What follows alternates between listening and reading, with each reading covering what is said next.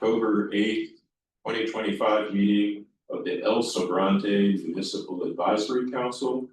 This is an advisory council which supports the Contra Costa County Board of Supervisors, specifically John Joya, District 1.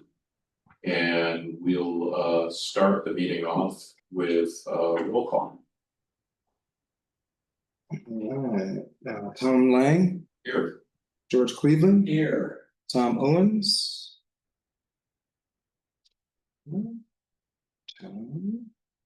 Dr. Melinda McLean. Presente. Jim Herman.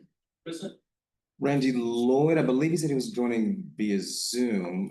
I actually think he's in the parking lot, Oh, never mind. but he's working on a truck. So I don't know if he's gonna be in here or not. I Okay. think he's helping somebody with a disabled vehicle. Ooh, okay. He's being It's very Randy-like. He's doing community service in the parking lot. being neighborly. Love it. Mickey Norris, I believe she's excused today. Terry Etlinger and Jed Hart. Okay, so we've got a quorum. Would anybody like to lead us in the Pledge of Allegiance? Are we doing it down to the other flags if they move the flags around? I'm sorry. So can we just To the flag. United States of America and one one nation. indivisible, with liberty and justice for all. Indivisible. Okay, treasurer's report. We are sitting at $3,000. All right.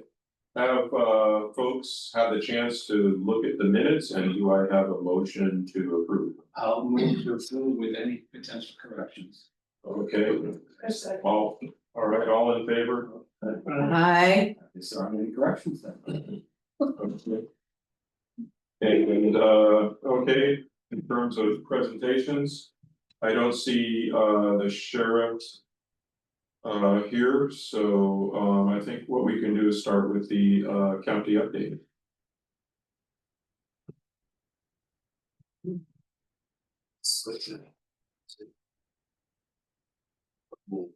Are you doing all right?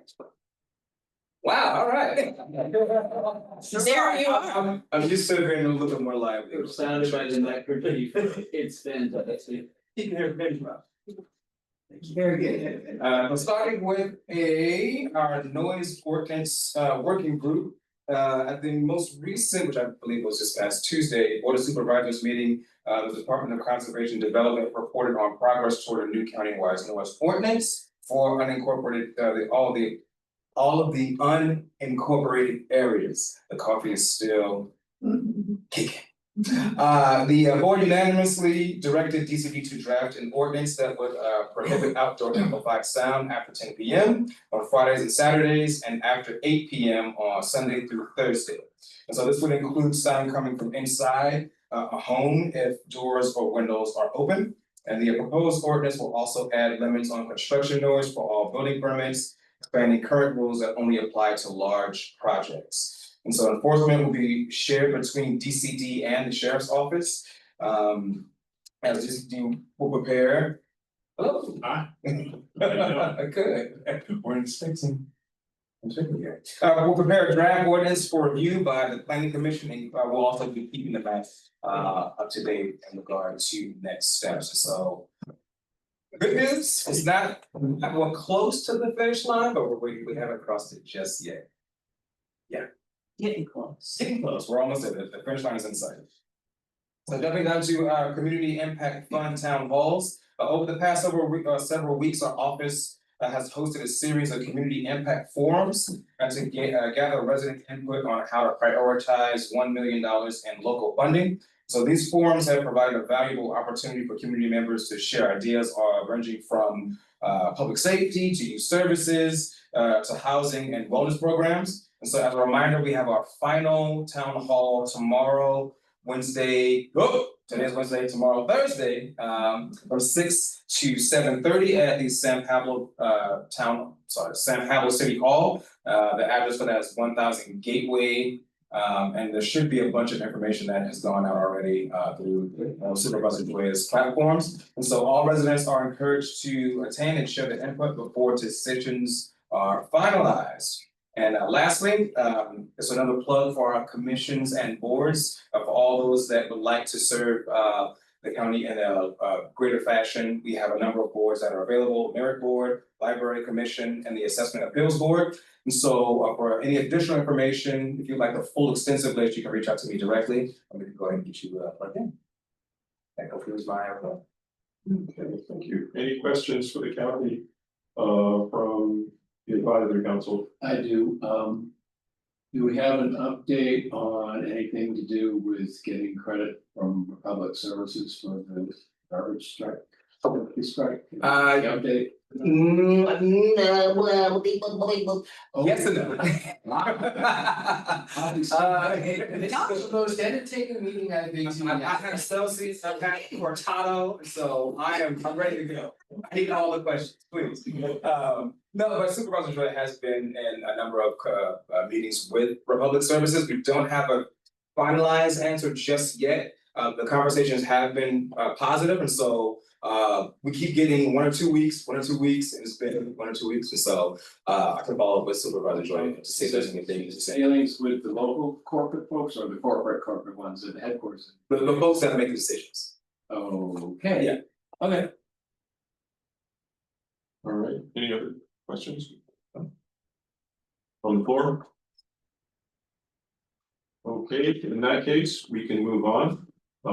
Sheriff's Office, Highway Patrol do not have representatives here right now, but it looks like we do have a gentleman from Contra Costa Fire.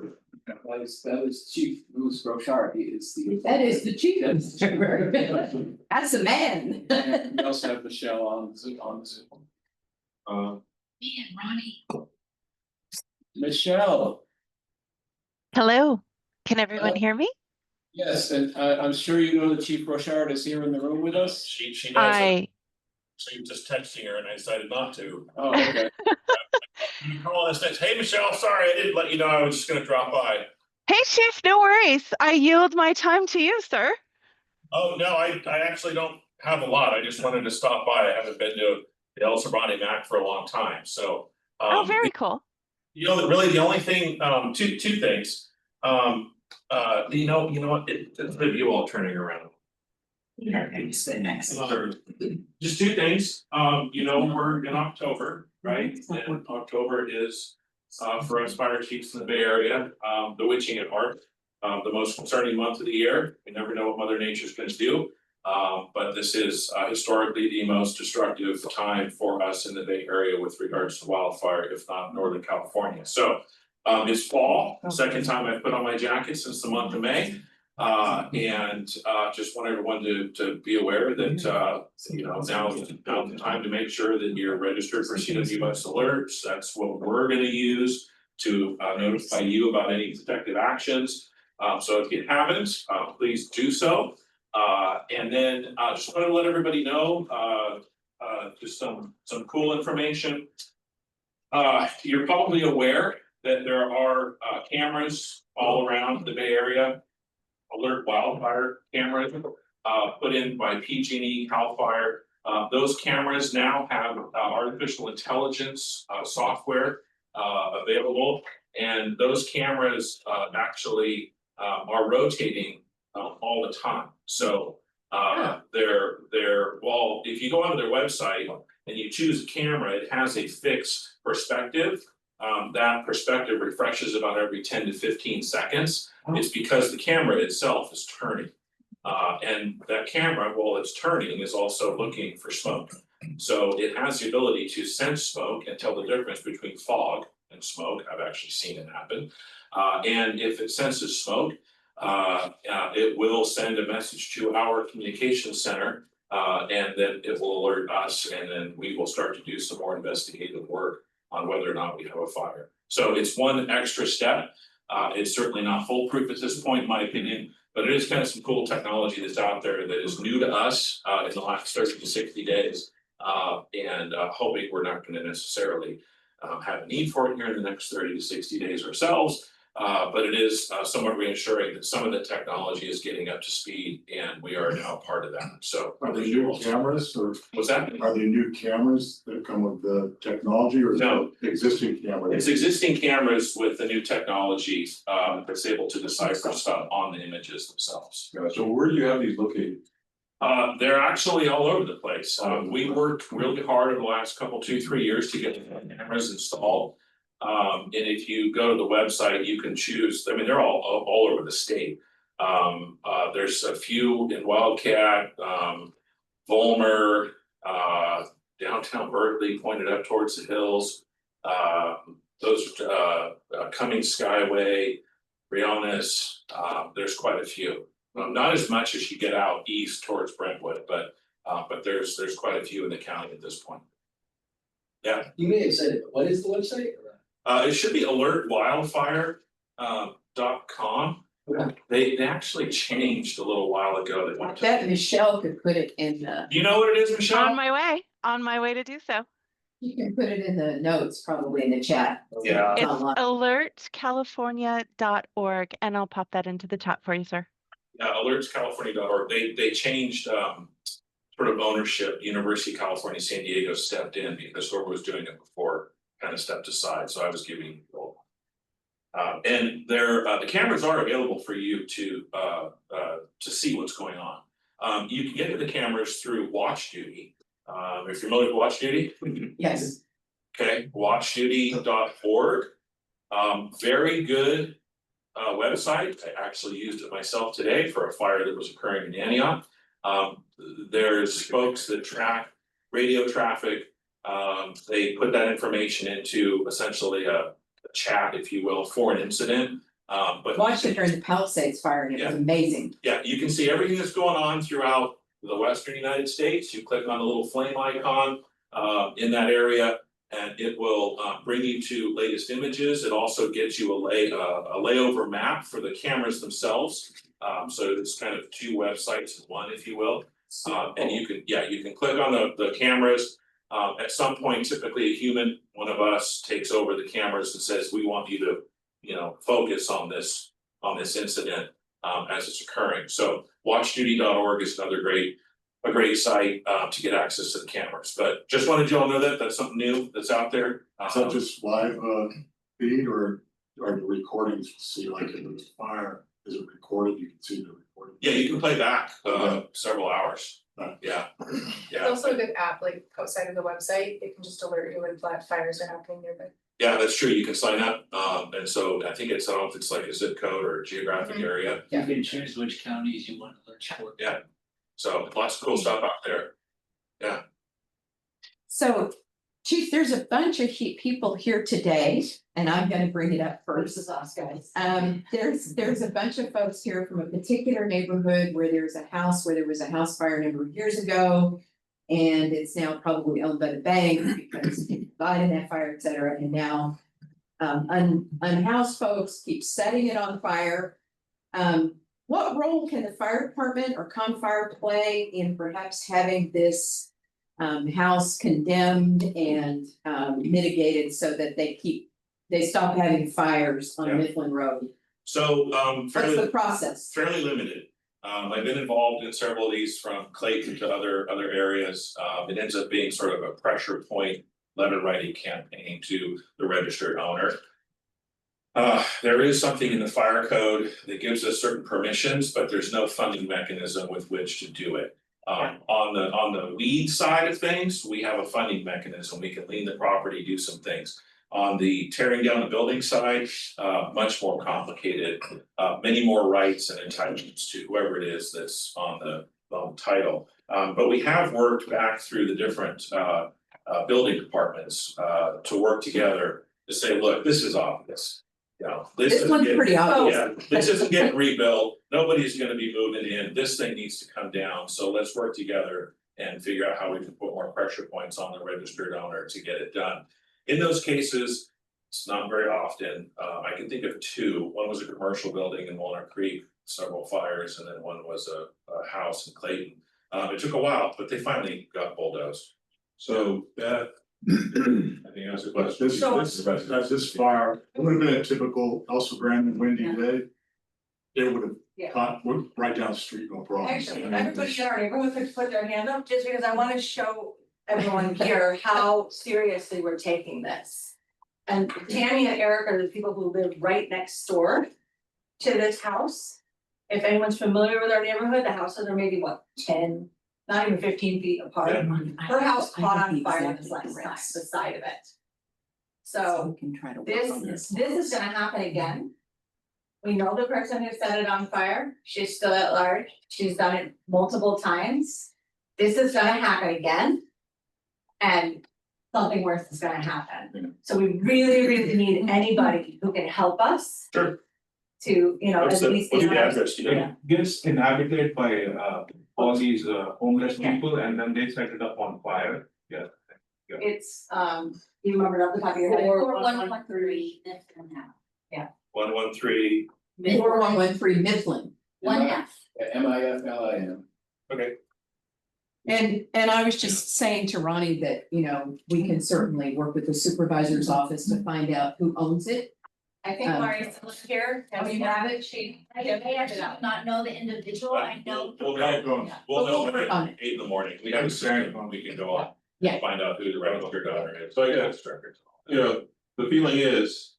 You're probably pretty familiar with our valley, but the wind literally howls through it, we're a gigantic wind tunnel. And you know, as the gentleman pointed out, if this had occurred in one of our typical windy days, it wouldn't have only affected that neighborhood. It would have, you know, it could have spread all over. Sure. And this Yeah. property backs up to one of the feeders into the San Pablo Creek, so there's a lot of fuel Yep. back there. And there's a giant eucalyptus tree at a 45-degree angle, currently it's leaning against the house. Right. That's like a Roman candle on top of the house. So I think you made a really good point about, you know, the possibility of putting pressure points, various pressure points to get an action, so if you could work with the neighborhood to find out what those pressure points are and get the right people involved in a discussion so that everybody's on the same page, I think we would all be really. Well, we'll do what we can, like I said, we're limited, but I will say that. Clayton is contracted with the county for their building department, so the same people that we worked with. Albeit, I think it was almost 10 years ago, would be the same people that I'd be working with at the county to alleviate this, so we've sort of done it before. And the same folks are still here. So I've got the address, we'll take a look tomorrow morning on who the owner is and start getting some heads together on how we can get that property abated. And who would be a good contact, would you be able to provide your email to Ronnie so that. You know, maybe Beth could have it and then. You know, be able. Yeah, the best contact is gonna be the fire marshal, so I can get that to Ronnie. Okay. And I think I was fire marshal 10 years ago when I worked on one of these, so I'll get that to Ronnie and he can distribute that. For. And it's worth saying that they have reported the person to the sheriffs and the sheriffs have not been able to identify the arsonist. So, I mean, they've all. They actually know who she is. They know who it is, but they haven't They been able to haven't catch found them. Yeah. So, Yeah, that's a challenge. Yeah. Question in the back. Yes. Yeah, so I actually have started an HT vegetation case, it's, if you wanna write it down, 25-003. Oh, what case? HET vegetation case, it was given to me by a John Olatini, he works for the CC Fire Department. There's also John Goyon in there, and there's also Sonia Bustamante and. Bustamante. Yeah, Bustamante and Ronnie Mills. That's Ronnie. Hey, how you doing? Yeah, so how you doing? I only have your email, not a face. Now you have that beautiful face. Exactly, and so I have a thread, multiple threads, the case is 25-003. And it started when we had some fires behind our property at 415 Wilmington Court. And we've had many emails back and forth, some people saying, oh, well, it's just California, deal with it, to, oh yeah, we'll see what can happen. And it was cleared out at Windy Flats, and I heard a very big number, which I think should not be that much money for dealing with that area, but it was around $6 million. And so, I mean, someone here who has more information, correct me if I'm wrong, but Wendy Flats has been cleared. But Wendy Flats is just one area, and if that area catches on fire, all of the vegetation that's not taken care of by. I've heard 4 different organizations, either it be Caltrans because they're close to a highway, or East Bay Mud because there's water run through it, or. Part of our ownership, but it's like, okay, I've offered to pay my own money to have this area cleared. And someone says, please don't do that because then it'll open a whole can of worms and then the city could sue me or us because we cleared it, but then something could happen. And so I'm just wondering that, you know, Wendy Flats is behind the public storage. Is that the stuff off of San Pablo Dam Riv and 80? Yeah. and 80, yeah, so it's in between That's a that. pressure spot. Yeah, and so that is a very, It's connected to it this. is connected to this because those eucalyptus trees that are connected to this yellow house. Tower over his house. Yeah. Tower over their house and all that Yeah, stuff. they're just down the street. And Yeah, these guys. I could throw a Nerf football to their house. And it just takes that flame to hit our houses And vice the versa. wind blows towards our direction, right? And I understand that like. You guys have so many more things to deal with and all that stuff, but I even had one city official say, well, what happens if there's a fire? And he's like, well, you have fire insurance, right? That is not the right answer to say to someone who pays taxes, like you don't, like luckily she was around because I was gonna say something. Driving fire, Very have inappropriate. fire insurance. Yeah. We've already had one person die in a fire in our And so, neighborhood. like, what I'm getting is that I understand that there's a lot of things to be dealt with, but. We live in a wind tunnel, like you were saying, and you know, if those eucalyptus trees catch us on fire.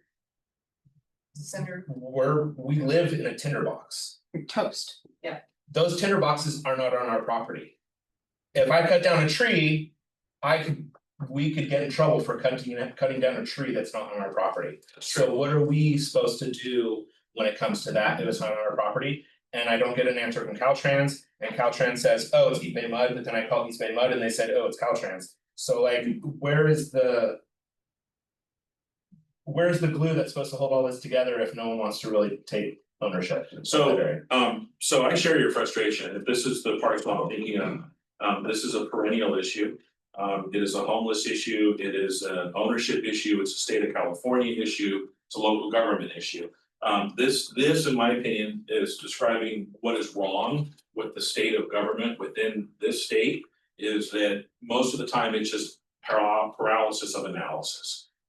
This is predominantly a state-owned parcel with Caltrans, who isn't the best and most motivated entity to take care of their land. Very true. And that is throughout the county. Then I would love to pay more taxes to give it to us and we will maintain it. But that's not the solution, and that won't get us to the solution.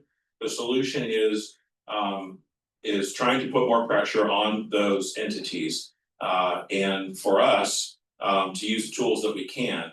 And there has been some progress with cleaning up some of those issues.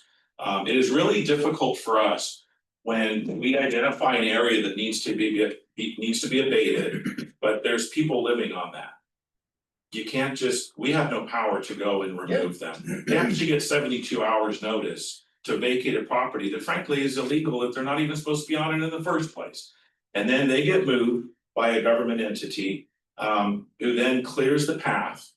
Which is my understanding of what was supposed to happen with this particular spot, was to clear everybody out, and then there was an agreement between us and Caltrans and maybe San Pablo, I can't say that for sure. It is San Pablo. For us to get in there with our crew, for us to spend money that we're not gonna get money back, we're not gonna get recouped, because you can't lien a government property, because there's no taxes being paid on it, to go in there and clean it out. Now, I had seen some work being done. And I don't know to what extent if it's finished or not, but there was some forward positive progress made. Yeah, I'll admit there was work done, there was. They just did work, behind our homes along the creek. And Caltrans cleaned it up, did a good job, but it's been maybe a week and a half since they did that cleanup.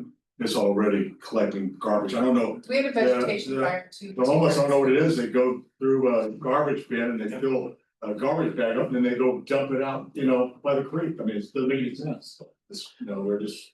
Yeah, but I have to kind of bite my tongue a little bit because it's very frustrating. So Very, very in frustrating. the interest of moving the meeting forward, because we have a fairly busy agenda, I think there's a really huge overlap of interest between Contra Costa Fire and this group of really justifiably concerned neighbors. And so the important thing is to get lines of communication set up and to get people talking with each other so that the pressure can be put on the right points.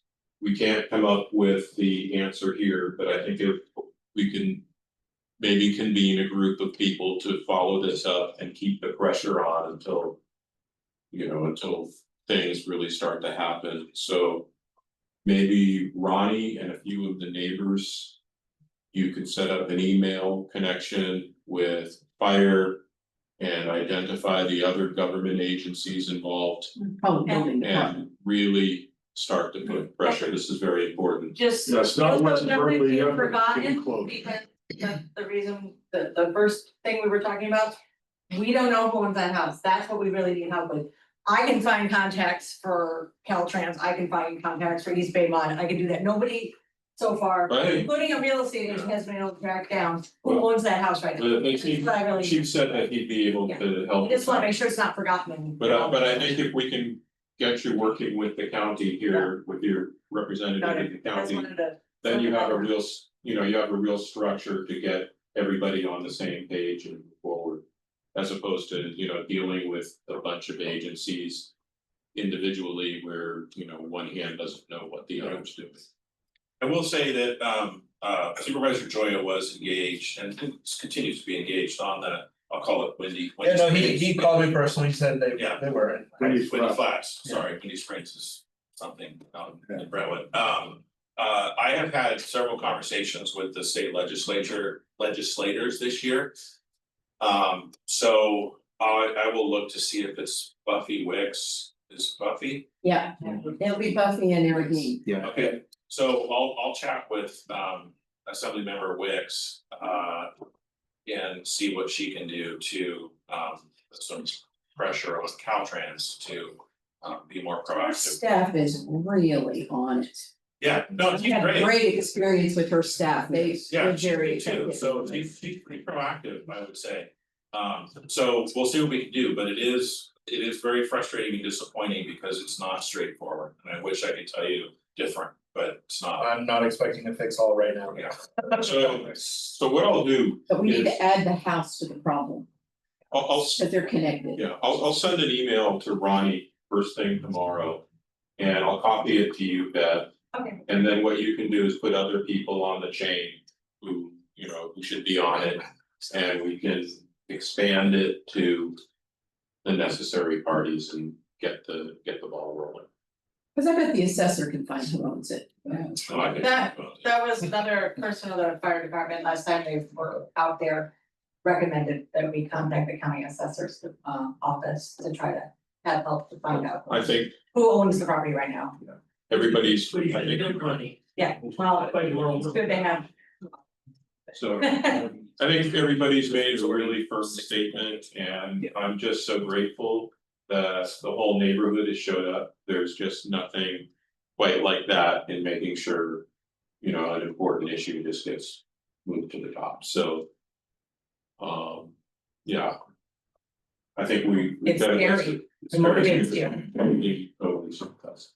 Now we can hear from Michelle. Michelle, you're up. Hello, everyone. I wanted to provide you with an update. Thank you very much, Chief Burchard, for facilitating that conversation, and I look forward to supporting you in the follow-up where you feel it's necessary. 3 quick updates. Fire risk reduction community list. I've previously spoken about the ability for each jurisdiction within our county to receive formal recognition for the work that we are doing with the public and the residents. I'm happy to report that I have worked with each jurisdiction with leaderships along with Chief Bachman with the Contra Costa County Fire Protection District to submit applications in that statewide list application period. This will be reviewed by the Board of Forestry over the next about 9 months. So we'll hear back if again, the FERCL, the Fire Risk Reduction Community List. So when you hear FERCL, that's what it is. If, as each jurisdiction is accepted, we will publish the announcement and then it'll be active for 2 years. The really center of the FERCL is it could improve the ability to receive certain California grants and align us with that grant award notices, and then provide also residents, and this is the most important thing for El Sobrante residents, provide residents with our jurisdiction discounts in the home insurance premiums. And that's in alignment with Commissioner Lara's office and the California Department of Insurance.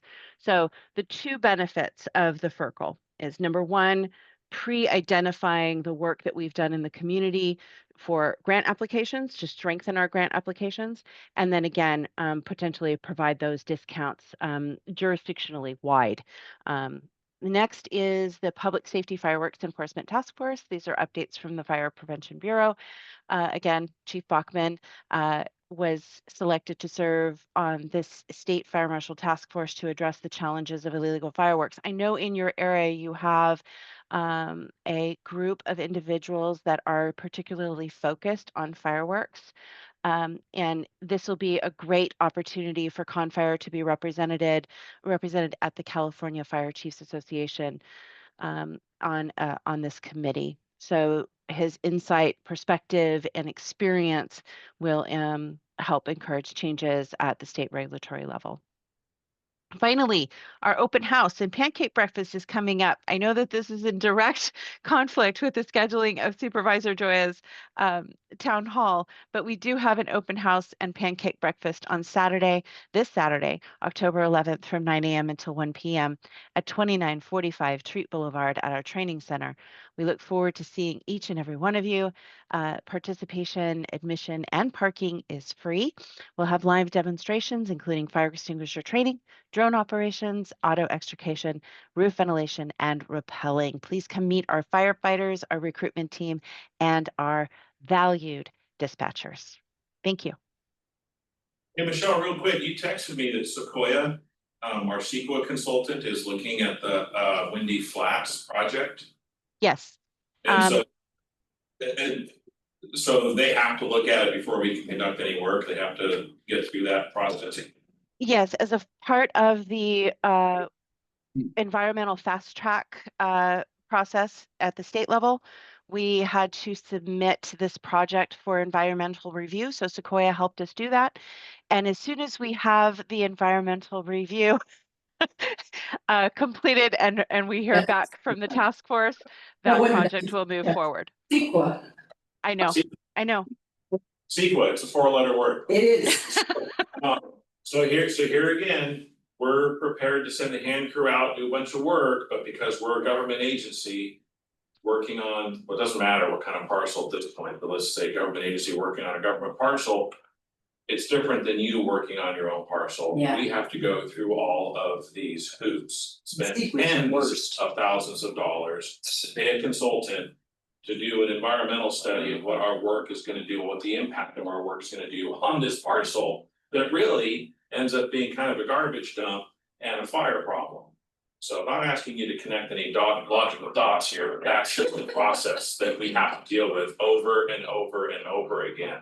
I will say we worked with Senator Grayson. We got some legislation fast-tracked and put through as a budget amendment rider. It had nothing to do with the budget. And we got 5 key points to help us with alleviating some of this CEQA process. Thank you. This is not one of them, unfortunately, but there are things that we can now do across the state that we literally just wrote it out, said, go with this, and he got it done with the with Senator McGuire, the state pro tem. So we're trying to chip away at that, but If it's in a consultant's hands, then there's a plan, but we have to get through that bureaucratic process. Because we're not authorized to just go do the work that makes so much sense to get done.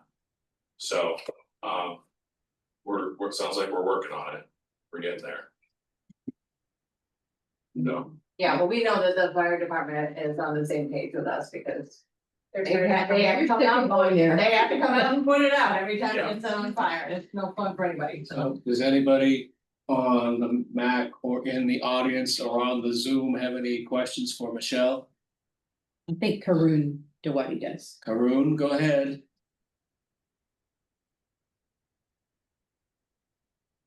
Doesn't look like it. Well, it's unmuted, so. Well, it's, and they asked earlier in the chat. Can you guys hear me? Yes. Yeah. Okay. I think my question is not related to what Michelle said, but I think I can wait for the public comment section. It was related to the previous topic about 4113 Mifflin Avenue. Okay. Oh, really? Okay. Okay. But yeah, I have a couple of questions if the board thinks this is the right time to go about it. Well, If it's about Mifflin, yes. yeah, go ahead. Okay, yeah, so I think, thank you everybody for being here. The main issue here is like, what are we supposed to do in the present, right? I think the issue still stands, the people can come in, light a fire and nothing can be done. What does the board recommend us as the neighbors doing here? And I think the only thing the board said is like they can facilitate the communication between parties and not take any actions here, or like the only thing that I heard or the group heard is there is only a communication mechanism established, right? There's nothing else that is being done. And the third thing is I think we have gone through a lot of like administrative process. I personally contacted like city safety code office and talked to somebody from there, and it was a couple of months ago, but still no action has been taken, right? I think we have been given our promises, but there was no action taken, right? So how can we be sure that something will be done? Well, I'll try to answer it. One of the things, Karun, about this municipal advisory council itself as a board, we're advisory, so our power to do things is kind of limited. But we have had the conversation here, and Supervisor Joya's, I forget your title, Ronnie. District coordinator. District coordinator is here, and the supervisor is very much aware of it and involved in it, because one of the other members of your neighborhood has had contact with him already. So this has become more of a priority because it is a health and safety issue. It needs to be taken care of, but we know from dealings with our local government, it doesn't move very quickly, unfortunately. It needs to be done quickly in this particular case because people's lives are being jeopardized. Yeah, and I just would want to weigh in that we've had not identical cases to this, but other cases where there were needs in particular neighborhoods. And we weighed in and things moved forward. And this, this is a case of the noise ordinance, which is now moving forward. That came out of neighborhood groups coming to the MAC meeting and talking, and then the improvements on Clark Road. We had a lot to do with getting those going. So setting up these lines of communications, that's what we can really help with as a board. It's not inconsequential either that our fire chief is here tonight. Yeah. Ronnie, did you get pictures? It helps, and lastly, some of these things we on the MAC actually don't know about until it comes to us, because I had no idea about this until. And I knew something was up because this is a larger than normal audience for a MAC meeting, and it's like, oh, there's always, it's like, what's happened now? So now we know, and another neighborhood incident that we had was a group that there was some questionable building on a lot in one of the other neighborhoods, and they came in here and talked to us about it. We got that resolved as well. So Karun, it might seem like nothing is happening, but you'll have to trust us and know that things are happening. And Michelle's got her hand up. No, sorry. Yeah. I do. Thank you. Michelle Thank you, online. Chair. I just wanted to comment on Karun's request. The feeling of powerlessness is often heard. You have this big red scary monster, which we called wildfire. And the way that we start in preparation is gaining knowledge and understanding of what we need to do to prepare ourselves for that big red scary monster, right? So the first step is really understanding the principles of defensible space, home hardening, emergency preparedness, really preparing yourself in all three phases of the disaster. So I'm going to put in some resources that will hopefully help you and each resident prepare for wildfire on a larger scale. Also, by becoming FireWise, you can also engage your community in that neighborhood effort. Thank you. Right, that's part of it, but this is a house fire in question. Of course. And the vegetation that they're talking about, that's the issue is not on there, it's on the neighboring property, it doesn't belong to them. So Of course, and I appreciate that fact. I'm just trying to help people understand that even in wherever the fire starts, to take steps to prepare yourselves ahead of time. We'll take Beth, and then I think we need to table this and move on. I'll be very quick. Karun, thank you for coming. I didn't realize who you are. Karun's property is right next, he's on the other side. Tammy's on one side, he's on the other side of this fire hazard. These houses, again, like 15 feet apart. All due respect, Michelle, I don't see how you can harden your house when it's that close to the fire hazard itself. I can't imagine how you would do that in that circumstances. So again, this is really, really, really urgent, because we know they're gonna come back and set fire to it again. We know it. She's done it twice. She's gonna come back. Unless. It doesn't help that once the fire is being set, they come and board it back up and like basically it's again. Gives invitation to all these homeless people to come and stay back. Really, So, we're boarding it up only. Really, But if you leave it from the back. So or something. So we've got to, you really, everybody, thank you so much for coming in. You've been heard. And, you know, what we can do as a board, which is what George pointed out, is get the discussion going and get a lot of eyes on this problem in a coordinated way. So that's what we'll do. And thank you so much, but I think we need to now move on to the next topics. Thanks, Chief Bouchard. You're welcome. Keep safe. Have a good fall holidays, the whole bit. We'll get some information out about Mifflin and the state parcel. Bonnie, let me know what you need. Good to see you, man. Yeah. Okay. All right, take care. Thanks, Michelle. All right. Thank you, Chief. Thank you, Michelle. So we have two scheduled presentations. The first one is San Pablo Dam Road Safety Improvements, county traffic engineering. Do we have? Yeah, I'm here. Okay. We mind if I share a little corner here? Like the corner, Yeah, if you don't mind. So I can take notes. just be right here. Thank you very much. Okay. Good evening. My name is Fernando Valdez. I'm in the transportation engineering traffic section. I'm a supervisor there, and Ronnie invited me here to talk about San Pablo Dam Road. Apparently, Affectionately known as the Dam Road. the dam road. As my role there, Monish Sen is a traffic engineer. I work under him. I'm pretty sure. We've met Monish Sen. Any community concerns, complaints, or whatever, go through us. So I've heard it all. I've been there, San Pablo Dam Road, APN, even Mifflin, rolled curbs on Mifflin. I hear everything about concerns or anything. It goes whether I deal with it or my staff deals with it, we all have a part into it, and I hear things going on. If I'm not directly dealing with it, I understand what's going on, and I work well with Ronnie and the rest of the staff with joy. So before I continue, I would like to point out certain things that were done along San Pablo Dam Road in the past maybe 10 years. So bear with me. San Pablo Dam Road walkability. So as most of you know, in 17, the downtown area, if you will, got brand new sidewalks through a project. There was also sidewalk gap closure on San Pablo Dam Road, which was a total of 1,400 linear feet, more towards Milton, I believe. There was also the pavement rehabilitation through El Portal and Tri Lane in 2019. There was also the safety improvements in the between Tri Lane and the city of Orinda, and many of you know, rumble strip was put and delineators were placed along the center line between, I guess, Kennedy Grove, if you will, and the city of Orinda.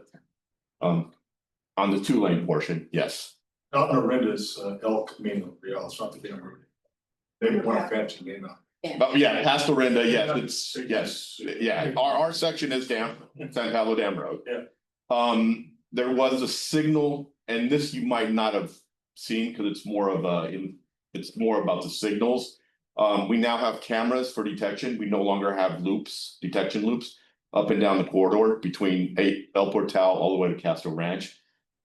We have cameras now that Those are detect. your cameras? Yes. We were told they belonged to somebody else. If you see them on the traffic We've seen them. signals, No, we've seen the them. traffic signals, there are cameras, and their purpose is just for detection. They do not record. But, yeah, we were told it was Caltrans. We didn't know it was you. Oh, no, We've been anything. asking about these cameras for Only- months. The only one that is not the counties is Castro Ranch, that's city of Richmond. Oddly enough. When you Yes, say detection, what does that mean? vehicle detection and pedestrian and bicycle detection. It just shows So that to- something's in the intersection. Something's in the same, so basically, I apologize. The way signals work is most nowadays, they all have cameras and you detect, it sends a message, okay, there's a car waiting, you know what? This light or this street has to go to red, so then this car can go. It's a little bit more complicated than that, but Recording would be, you can look at something with. yes, we don't record for liability purposes. There's no recording, and we always get the sheriff or the CHPs like, oh, can we get the recordings from the, There's no like, record. there's no recording. All we do is just for vehicle detection to allow movement and flow of traffic. So one of the things when we did the resurfacing between El Portal and Tri Lane or Castro Ranch, if you will, we narrowed the road, the lanes. They used to be from 12 to 13 feet. We narrowed them to 11. So by narrowing the traveled lane, studies show that people slow down. I will tell you that the studies show, yes, San Pablo Dam Road is a major arterial. You have over 30,000 vehicles per day going through San Pablo Dam Road. Let's just say it's San Pablo Avenue is, you probably have way more than that. This is like the little sister, right? San Pablo Dam Road is a major arterial. It basically connects 80 to 24. Right. That's what it does. It is what it is. I mean, people are not gonna go all the way to 4, 680, go to 24. They basically just go this way, and vice versa, it connects 24. And the other issue is Wildcat is also closed right now. Right. As many of you know, we started construction. Yes. Yeah. And yet, I don't know when it's gonna be done, but But you construction has started on Wildcat. That should alleviate some of the traffic on San Pablo Dam Road, especially in the past two to 3 years, because Wildcat being closed, all that traffic was either gonna go either to 24 or people were not cutting up, Wildcat to go to Berkeley or whatever it might be. It might alleviate the traffic. It'll help. It will help, exactly. 2 other projects that are coming along San Pablo Dam Road, as many of you know, there is that dip on the two-lane portion, Dam Road, which has also been there for. That's a landmark. I think we should keep that. Well, and it's not the biggest dip on the road. That's the funny part. Well, I know, further down, You get a bigger dip with no signs. I'll get to you right now. And then there's also that did, hopefully it's an environmental, as Chief was explaining, that CEQA, environmental, just you can't do anything unless it passes environmental. I mean, that even if it's emergency work, there has to be, you fast track it.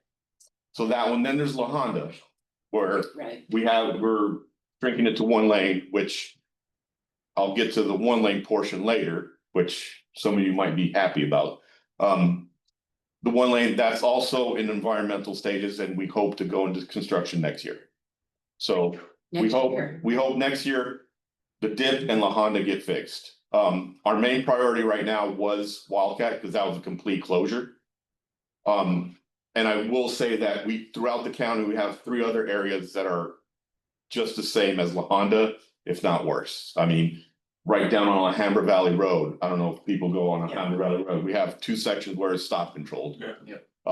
We have another one in Norris Canyon where we have temporary traffic signals because there was a washout as well.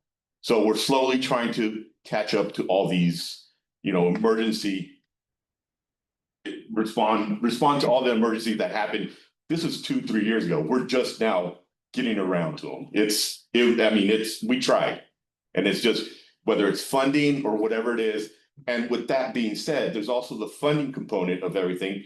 Because we had emergency work, a lot of our projects that we did want to,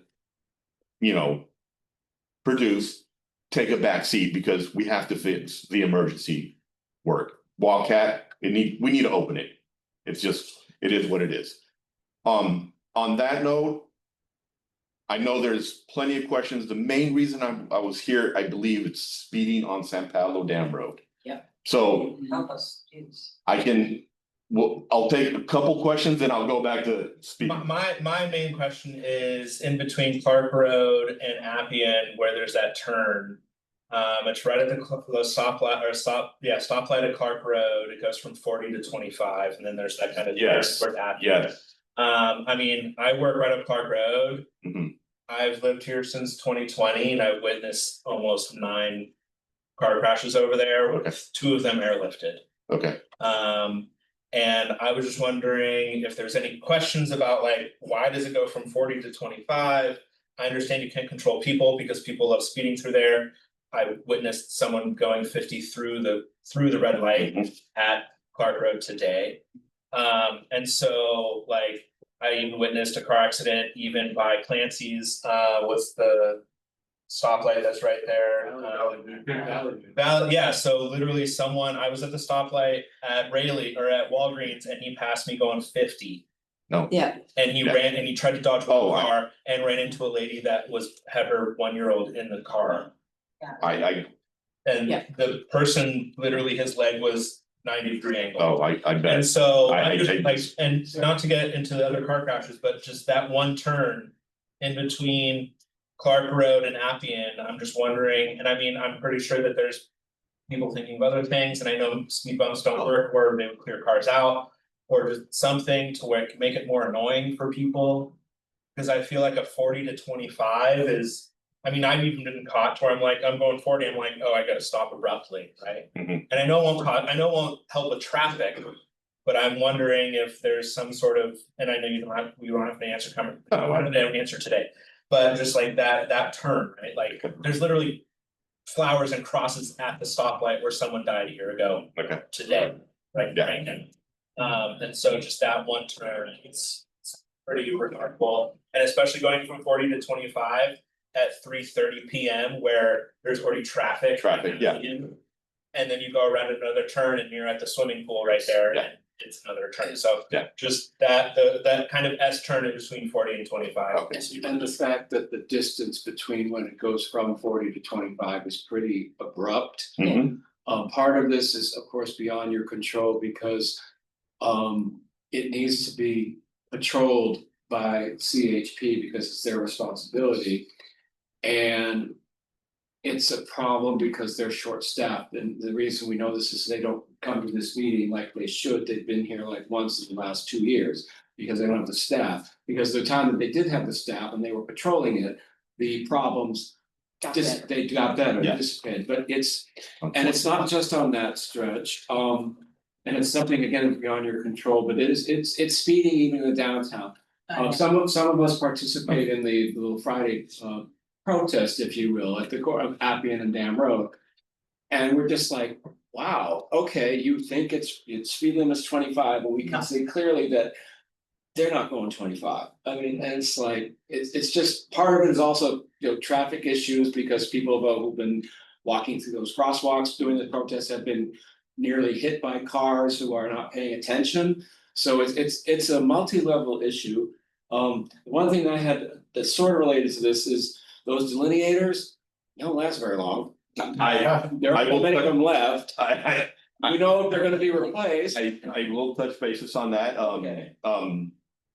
just, yes, let's talk about the linears, and I have how speeds are established and You everything. don't have to give me an answer. No, but I will look at that, Yeah. trust me. Delineators, my understanding is they have been ordered by maintenance and they're scheduling to replace. Okay. I can't give you a exact time, but I know they have been ordered. Okay. And they plan to do Vasco Road and San Pablo Dam Road. Either together or after one gets done, then you do the other. Main challenges for doing delineators is traffic control. That's, and unfortunately, we don't do night work, so it all has to be done during the day, so it's challenging. So Vasco is even worse than San Pablo Dam Road, if you know what Vasco. Yeah, if you know what Vasco is, It's horrible. if they're doing 60 here, they're doing 80 on Vasco. So, with that being, let me talk about how speeds are set. We don't arbitrarily just say, you know what, I want this to be 40, I want this to be 25, I want this to be 50, I want this. What we do is we do an engineering traffic survey. So my staff, traffic safety investigator, John Swan, who is an ex-CHP, goes out to we'll take San Pablo Dam Road. He sits on between Milton and Clark in an incognito car, his Ford F-150. And he sits there with this, a radar device. And he takes 100 to 200, depending on, you can get 100 vehicles out here in 10 minutes, 5 minutes, if you will. And what you do is you take the 85th percentile of that. So the 85th percentile, let's just say in the downtown area, you get 85th percentile of 30 miles per hour. Okay. By law, you can look, if there's collisions or any factors, you can lower it by 5 miles an hour. So then that 30 goes to 25. Okay, if you get 40, if you get 47, you have to round, or 48, you have to round up to 50. And then if there's any type of collisions or any type of factors, you can round down to 45. Other circumstances now allow you to round down an extra 5 under special circumstances. Business districts, school zones, you can. Multiple deaths. Unfortunately, That's part of the factor of how you lowered the first 5. Yeah, yes. So. So I have a clarifying question on the school zones. Yes. How far does a school have to be away from that zone? Technically, 500 feet. But you can stretch it to, More than 500. you can maybe stretch it to 1,000, but it's one of those, but you still need. Because it is an intersection, Clark Road is an intersection where kids do. Oh, up the street on Yeah, Clark though, it's not- unfortunately, yeah, that, we were just out there, Yeah, that's it's too far up the hill. yeah, that's too far up the hill, unfortunately, yes. So that's how speed limits are set. The speed on San Pablo Dam Road was set in 2017. Now, and the engineering traffic survey now with this new law lasts for 14 years. Unless there's major changes to a road, we don't do another survey. Now, the thing with surveys, it's tricky. The speed might go up. Yeah. Right? If I do another survey out here, if it's a 40 zone, I might just get, oh no, now we get 45 out here. So that's the problem with engineering traffic surveys. Once you have an engineering traffic survey, it lasts for 14 years. You might want to touch it if, there is a big, but if there's a speeding issue, guess what? Your speed's gonna go up. Because there is a speeding issue, and if you survey 100 vehicles going down the road, they're not doing 45, 40, they're doing 60, so guess what? Now your road's gonna be 50. And you're just like, oh Let's no. get John Swan to come during rush hour and it's. And then, yeah, unfortunately, you have to take the engineering traffic survey when traffic is flowing.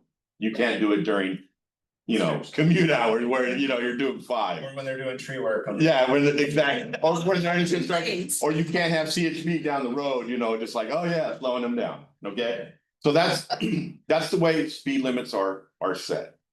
Now, I know San Pablo Dam Road, 30,000 vehicles a day, speed humps. Sorry, out of the question. Yeah. Too many vehicles, it's not going to happen. I can tell you that right now, it's not gonna happen. I know a lot of concerns where people want crosswalks along San Pablo Dam Road. Unless the crosswalk is a hybrid beacon, which I don't know if you see them on San Pablo Avenue, Berkeley area, Albany, where they flash yellow and then they go red. It's basically a pedestrian signal, kind of like what you have in front of Rancho. Yeah, from the Rancho. Yeah. It's not you don't see a green ball, but you see it'll go red and then it flashes red and then you stop and then you go. Other than that, we are not installing crosswalks on San Pablo Dam Road. It's just ridiculous. Well, what about a traffic light? Well, we'll get to that right now. Okay. Okay. Those little pedestrian ones would be awesome though. Because we have Yeah, a that would be specific corner that we think a traffic light would really And help. we will get to that right now. Perfect. I did pull collision data. Well, our engineering traffic safety investigator did pull collision data over the past 5 years, and I just pulled collisions that were speed related. Okay, I didn't pull any other types because the main concern was speed. Okay. There were 25 collisions between 2020 and 25 that were speed related as the primary collision factor. Okay, when we get a report, CHP takes the report, they do a primary collision PCF, primary collision factor, which that's the primary speed. Unsafe turning movement is their go-to if you just go out of your lane, but the primary was speeding. 25 of those were related to speed. Now, the speed doesn't necessarily mean that they were going faster than the speed limit. It just means that they were driving at an unsafe speed per condition. Now, it could have been that it was wet and they were doing 40, but guess what? The speed limit was 50, but a 40 with a wet pavement is still an unsafe condition. So there was a total of, and this might be wrong. I was talking to him today when in my training, going off on back and forth in teams. We have 4 fatalities. I think there might be 1 or 2 more if I'm 2 of them were pedestrian related for sure. Near May Road, I believe, was one of them, and Yeah. I don't recall the other one. And then there was a fatal, I believe, 2-3 years ago, past Valley View, I want to say. There was one at Tri-Lane. Tri-Lane might Near have been, Tri-Lane, yeah. just between Valley View Yeah. and Tri-Lane. So It was the classic speed up when everybody turns onto Lake Ridge. yes, People go around you, and CHP actually said they clocked somebody at 80 over there. I would not be surprised. Now, I'm not. Couldn't catch them. They Oh, were driving so fast they. They're riding a bicycle. now the county has a policy or the board adopted a policy of Vision Zero, which we're trying to get to 0 deaths, right? So unfortunately, for this road, for having 30,000 vehicles a day, and it's actually not a high, road where you're having a lot of accidents per vehicle. I mean, I know people are speeding out here. One of the things CHP does say that a lot of the vehicles that they do ticket are actually residents, locals. You know the road. You're like, there's no CHP out here. I'm not gonna get a ticket. I'm trying to get home. I'm trying to, you know. I'm not gonna say no. I'll be honest with you. I live in Hercules. I got a ticket 2 months ago for doing 35 and a 25. And the officer pulled me over. I'm like, all right. Yep, I did Got me. it. And guess what? Do I do 35 down? No. I'm going 22, 23, 24. I'm just like, right? And the thing is, it's right near my house. Of course it is. Why? Exactly. And So I was thinking, we're having a good discussion here, but I would say if we could maybe move on in about 5 to 10 minutes. yes, I just got one more point. Okay. And then I'll take questions. The traffic signal, I can talk about that right now. Okay. There was a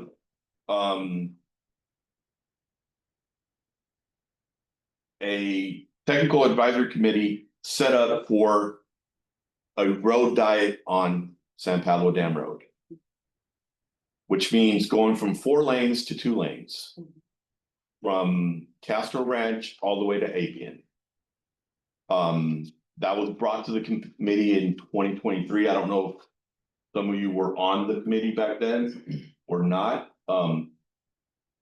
There was the county proposed 2 options. The committee wants option A. Unfortunately, I don't have that slide presentation for you guys, but I can get it to Ronnie and he can. They can't, but there were a number of It's the presentations. redundant and it's the bike lane. It's a road diet. So basically going from 4 lanes to 2 lanes from Appian all the way to Castro Ranch. So it'll be 2 lanes with a double left down the middle and parking and a bike lane. Yeah. Throughout the whole thing. Kind of like they did on Cutting Boulevard in Richmond. Cutting and Sort of like that. or Ran in Albany. yeah, or Rum Rail, if you will. They went from 4 lanes to 2 lanes. It would not only get you a bike lane, but it also get you that turning lane, which for a lot of residents, they really want that turning lane. Yeah. The unfortunate part is funding. Yeah, we have no money for it. So the county Public Works has been pursuing grants and unfortunately we've been denied. We do have a grant currently in the process and we haven't heard back from them. So we hope to hear by the end of this year. If they, help us with some money. Unfortunately, there is no funding. But it's good news because it is on our radar and the project has basically been blessed by supervisors. And we are pursuing funding for it. So it will come. Unfortunately, we don't know when. On that note, where's the traffic signal? What is that street name? Somebody remind me. Which one? It's between, I don't have my notes with me. The map. Yeah, let me see. This won't help me. I can just say that What's it near, Rhonda? signals are like stop signs. They're not meant to slow down people or slow down vehicles. It's a right-of-way device. Right. So. Well, this was a signal, the reason that it was, that folks thought it would be a good idea was because it's by the L'Chaim School. And so there's a lot of pedestrians crossing there. And so the signal was really mostly so that pedestrians have a chance. I will say this with the road diet project. There are crosswalks placed at strategic places along San Pablo Dam Road, which would be the HOT system, which the one I explained where flashed in red. So we are introducing, I don't know exactly where they would be. I think the majority of the Leisure Lane, but I can't remember what it is on the other side. Anyway, okay, it's in there. We can look at Leisure that. Lane, but it's near the L'Chaim School, and so there were people, a lot of pedestrians who said there's just no way, and it's a really long way to another intersection. There's no way to get across there, and there is a school. That's one of the things that during when they had the outreach with that road dieting, that was one of the major concerns with residents out here is that they can't cross. And you don't want to cross a 4-lane facility. you basically. And there are There's a no, blind corner there too. yes, It's- I know, I know exactly You know what what you're I'm talking talking about, yes, I know exactly what you're Thank talking about. So I'll look into that, once again, it does have to pass the warrants and. Yeah. So, but I will look into But this, there were and people. there's also the funding issue. Yeah. With that being said. I will open it up for questions, I'll try to answer to the best of my ability, and if not, I'll come back with an answer. So are there any questions for, from the council or the floor or online? Well, thank you for coming. Thank you so much for coming. Yes, and talking to us. No, thank you. And say hello to Monish, our buddy. I will, he unfortunately he couldn't make it today, and he was supposed to be here last Yeah, meeting, but, yeah. Well, we appreciate when you came out and met with me and Mickey, and we drove around at some of our worst stop signs and places where people keep getting killed and. Oh, that's right. Monish Yes. did a walk, we did a drive around town with him. That's right, he did mention that to me, that's right, Ronnie. I do remember. It was black. So, Ronnie was in on that. Thank you so much. You're welcome, This is you're welcome. a topic that's close to everybody's heart here, so. Pleasure. And like I said, if you, any traffic issues. Email Ronnie, or Ronnie, you have my email if you wanna share, unfortunately, I forgot, I was in training all day and I forgot, Okay. I just came directly here and I apologize. What's your email address? Fernando period Valdez.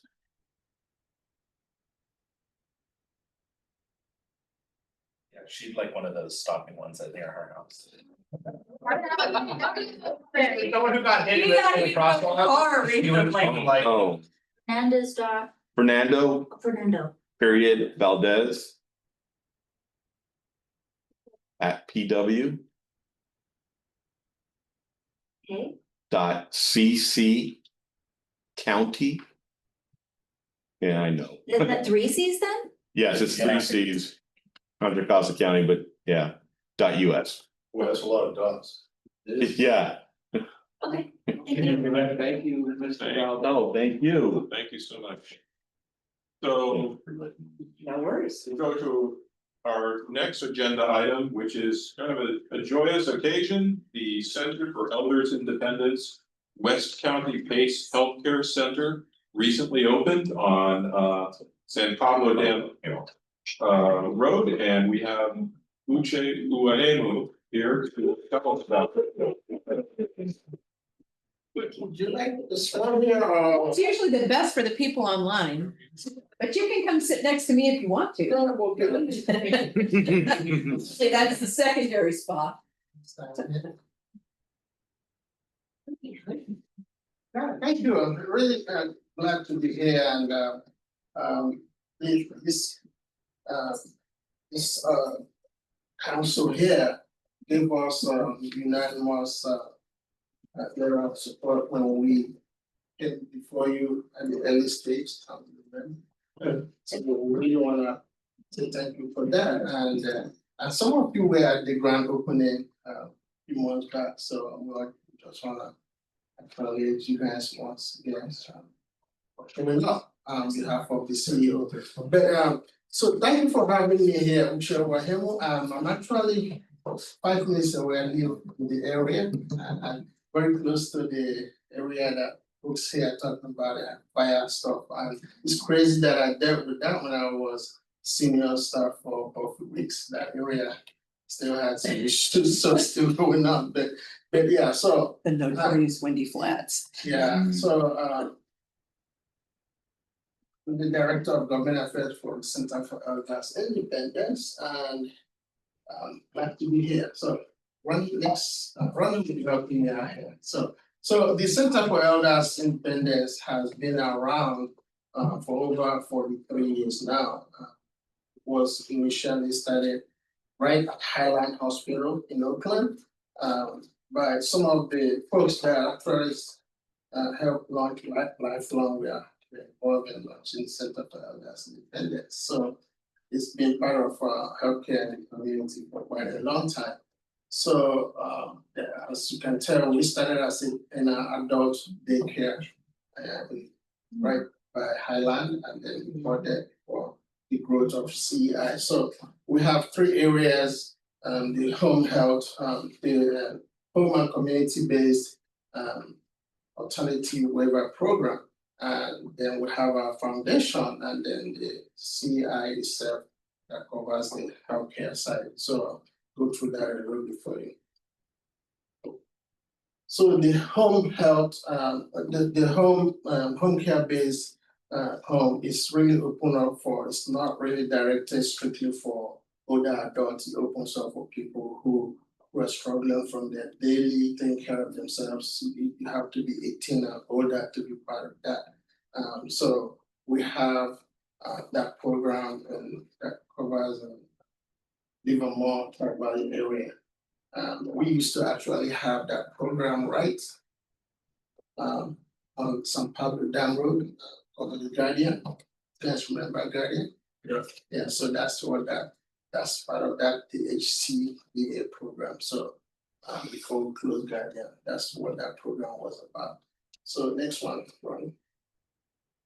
And the foundation is something that really we have some of our participants that are not able to maybe pay their rent, or they struggle with somebody may break into their home or whatever. The foundation actually help fund that, make sure that our older adults are taken care of. They're not struggling without paying for their rent, or if there's anything broken in their home, they can pay the light bill, take care of that. The foundation really supports their overall well-being in terms of providing support with financial support or whatever is needed in their home.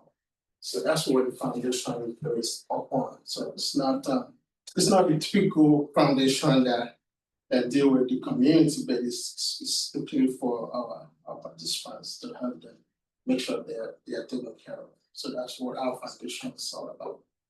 Next. So the main program of all-inclusive care, known as PACE. PACE is in 33 states, plus the District of Columbia. It's a national health care that is in it's across, whether it's red state or blue state or yellow state. The healthcare doesn't have any political sides to it. Every one of us need it. So the PACE program, give you a little background, was started actually in San Francisco over 50 years ago. It was the Asian community that said to the county and the city of San Francisco that we don't take our loved ones to nursing homes. We take care of them at home. So they met with the city and the county and they said, how can we get paid while we take care of our folks? Then that program was approved in San Francisco, then moved on to the state, and then so it was launched in the Bay Area here. So so a lot of good stuff started come out from the Bay Area. So now it's the national program. So next one. So I'm a little bit ahead in terms of the history of PACE. You know, you can tell the year that CI became one of the earliest PACE program in the state, going back to 1992. We're not just among the first, we actually folks legislative wise and policy wise, they come to us in terms of for feedback when it comes to policy related to healthcare. Federal level, we are very strong advocacy group on the federal level, the state level, the same thing. So over 400 staff, is close to 500 as we're growing. So that's currently what we have in terms of our staff. We're serving slightly over 1,500. That's our census, recent census. So we are, as you can tell, we're growing. It's a very complicated healthcare. It's not, healthcare that you and I can just wake up and say, we want to start our own healthcare. It's a highly sophisticated healthcare that requires some level of expertise to actually do it. It's not what people think that they can just start a PACE program. It's very expensive to start. It's not something to start. So that's why you see the growth of PACE healthcare is slow, but it's very intentional because it's it's really highly regulated both on the federal level and on the state level. You know, so we are regulated by the CMS, Center for Medical. Dr. Also is now the person that oversees it on the federal level, and on the state level, it's regulated by the EHCS. So highly regulated. So we have health centers in both in Contra Costa County and Alameda County. One of the things I want to point out is, like I said, you can't just open up health centers. You are actually approved based on zip code only. So you can provide services strictly based on the zip code that was approved for you. So you can, in other words, they approve 94806. Only you cannot provide services for 94805. That would be outside of that. So that's part of that regulation. So the restriction is there for a reason. So we have 4 centers in the Contra Costa County, two centers in Contra Costa County, 4 in Alameda County. The 3 recent ones is in Livermore that provides services for the Tri-Valley area. And then we opened one also Sobrante here that covers West County, and then one in Oakland that it's called Temisca covers. We used to have one in Berkeley and then on San Pablo Road. So we closed those 2, and now we have a large one on Broadway that's called we call it Temisca because it covers the whole area. So so it's a pretty big center. And then we have one in Concord for Contra Costa, this side, Concord, Walnut Creek, covers pretty much all the way to Brentwood. So the zip code that those areas we've been approved to cover that area in terms of zip code. Let me see. San Leandro is actually one of our largest in terms of population. It's a pretty active area because we cover some part of Hayward and then San Leandro. And then we have one in East Oakland by Eastmont Mall, if you're familiar with that area, so that covers that area. So we're still growing. We're not done growing, but because the need for this type of healthcare is people are growing and people are aging. Sorry, the population in California, we are aging, which is great. That's the goal, right? We want to age. The alternative is not what we want. We want to see people age well in their own community and their own home. That's really part of what we want to help support. So can move on. So the Tri-Valley Center, obviously, I think I've covered this already. Move to the next. So the program, these programs are really, we are required by policy on the federal level and state level to cover specific areas, and so they organize. I think I've covered this bit. We have over 186 place organizations nationwide, and we've covered this over 85,000 participants nationwide. And then so as far as California is concerned, it's a growing area.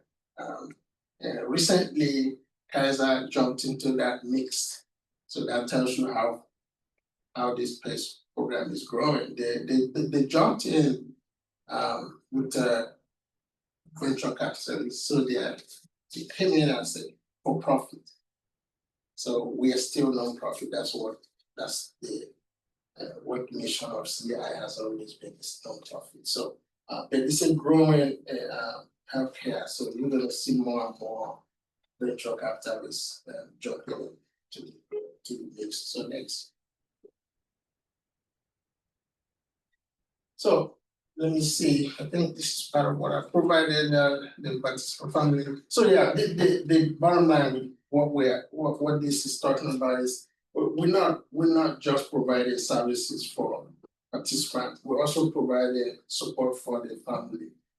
It's really, what we found out is a lot of people who are caretakers struggle themselves to take care of, not just take care of their loved ones, but their social life is dead, you know?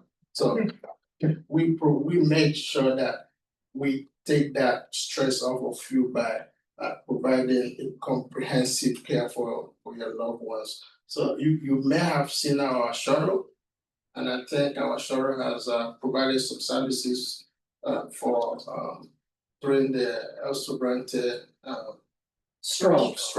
Thank you for that. Yes, thank you, welcome. So we have shuttle, that's kind of the requirement. We are required to transport our participants from their home to the center. From the center, if they have any medical appointment, we take them there. If you haven't had any chance to visit any of the centers, please visit, because it's easier when you share what the centers look like. When you actually visit there, you see how comprehensive healthcare is. That's why it's considered the most comprehensive healthcare in the nation, because we cover everything that people need. So whether it's dental, whether it's massage, it's a lot of stuff that you find there. So if you haven't visited yet, please try to visit the one right far from here on San Pablo. It's beautiful, and by the way, it's really a beautiful space. How many of you were there during the grand opening?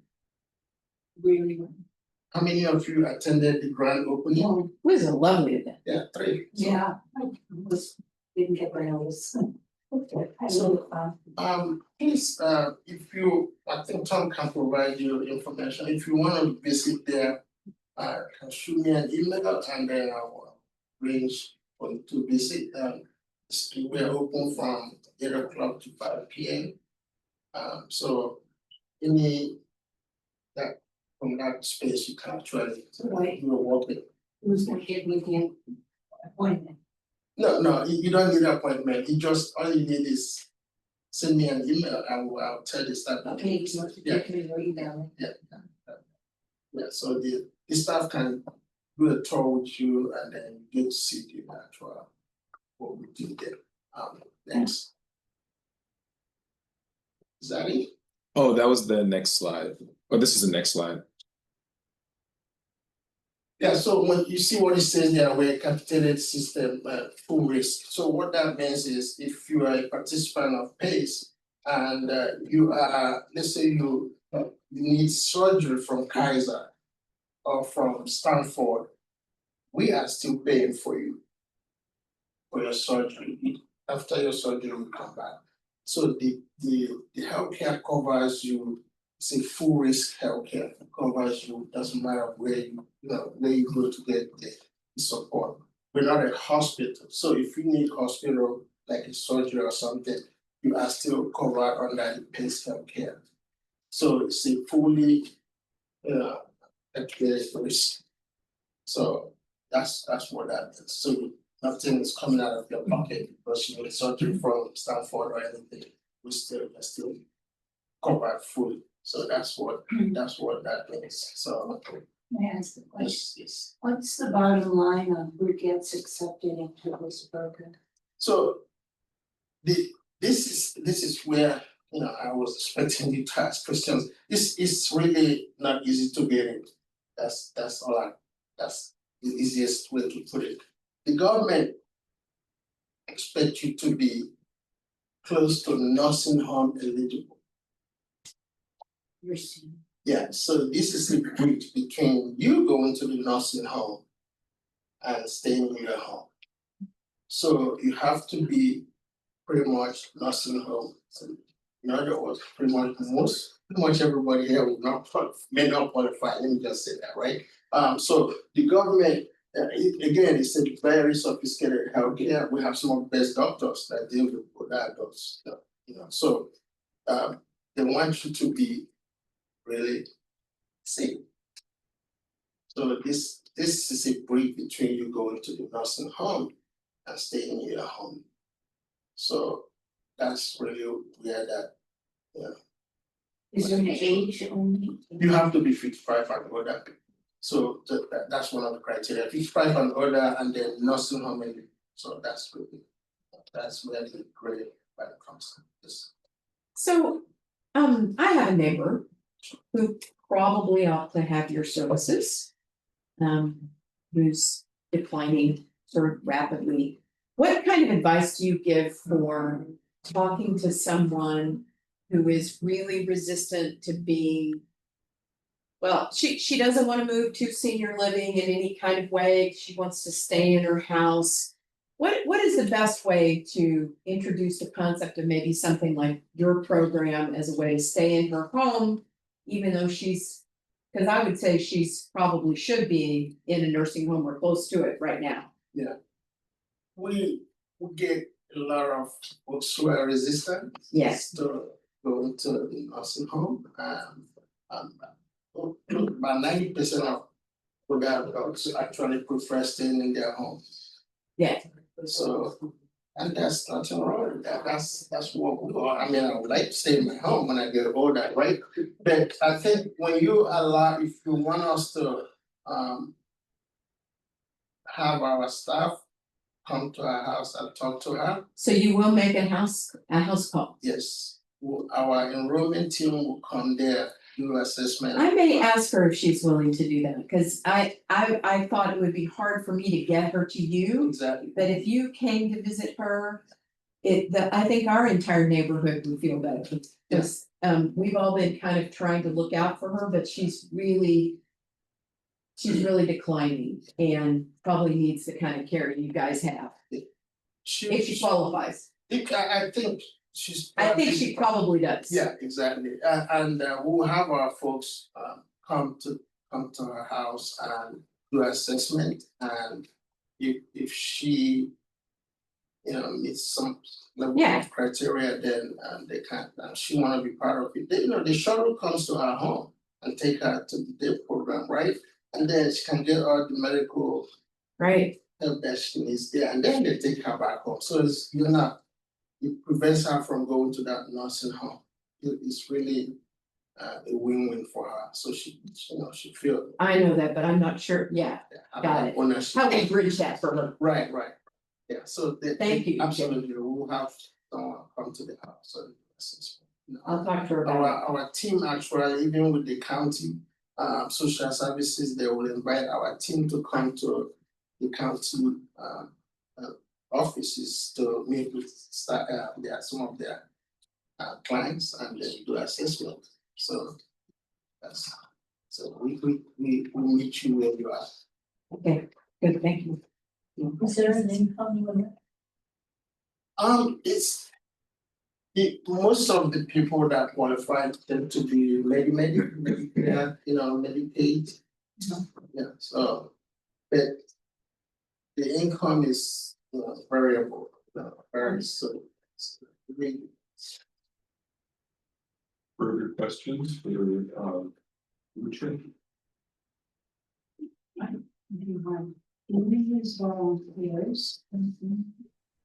Yes, we do it. That's if you're interested in volunteering.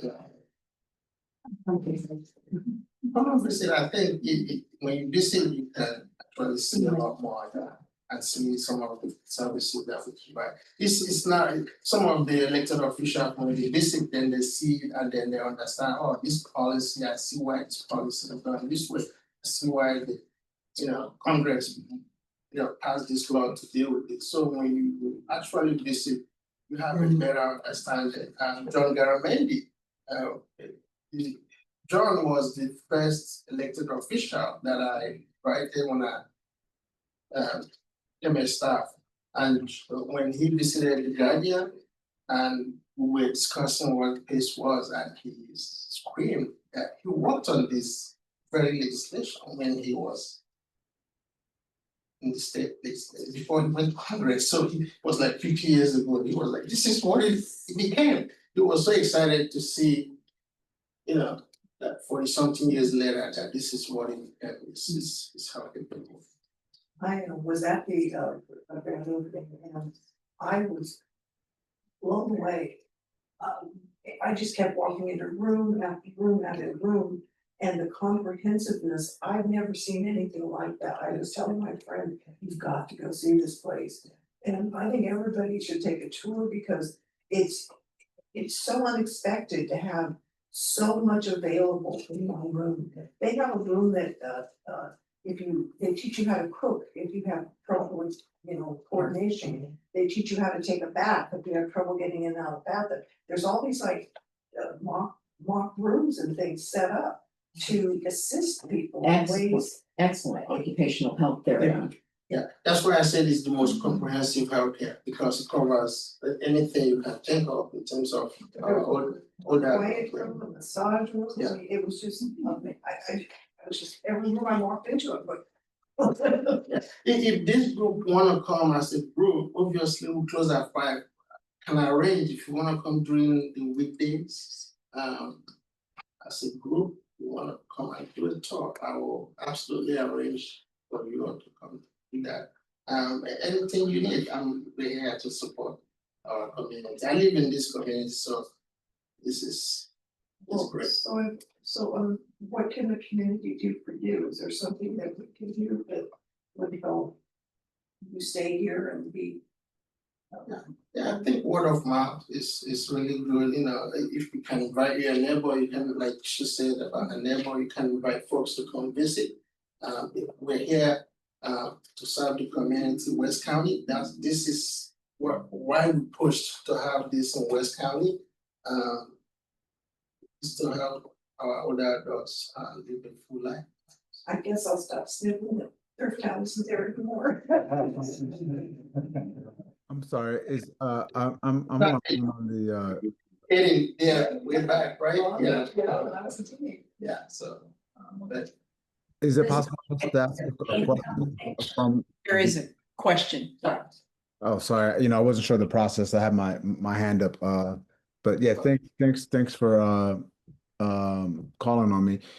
Yeah, I have a similar situation and regarding as the other person, I guess, who spoke from the panel was somebody in my neighborhood who I think could benefit greatly from these services. But that said, I'm a little unclear on the intake process, the application process, how I would go about.